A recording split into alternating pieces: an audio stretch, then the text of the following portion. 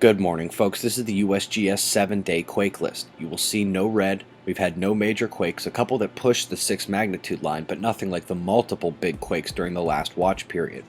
If you missed our special video last night explaining my subjective take on quake watches, our next one starts tomorrow, or today. I do have a habit of missing the first quake in these upticks. Tropical Cyclone Baldwin here in the South Indian Ocean. They've given him a name, but he will benignly lose power before hitting Madagascar. The close-up infrared is very pretty, however. Look at the lines perpendicular to the shear at contact point.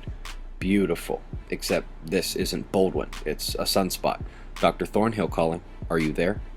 Europe, you should be charging this low-pressure system rent. Still moving the clouds in the same way, still set to freeze your buns off in the coming days. I'd love to get some comments from you about the wind and rain totals last 24 hours. We're setting the Australian pressure map in motion. As the major low crosses the continent, more tropical air will heat the nation as New Zealand over to the east gets a slight cool down midweek.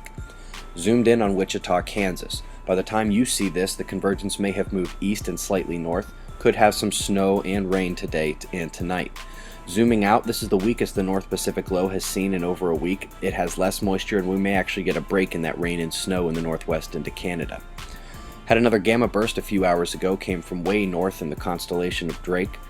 All solar wind indices showing less intensity than yesterday. The magnetic shield is stable. It kept out nearly all the plasma from CME impact, despite the baseline inductions, which have also subsided. No big flares the last 3 days. You will remember the Enlil spiral showed that double eruption, still waiting for the second one, by the way.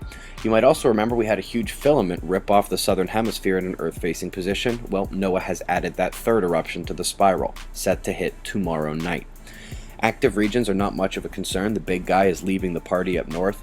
May have some development down south, and we got a lone gunman up here on the northeastern limb. Got a few more thin plasma filaments that pose eruption threat today. Earthquake watch begins. Flare watch starts the day after, and we have a dark transequatorial coronal hole set to face Earth during the watch. Just below that hole is one of the active regions we're watching for development.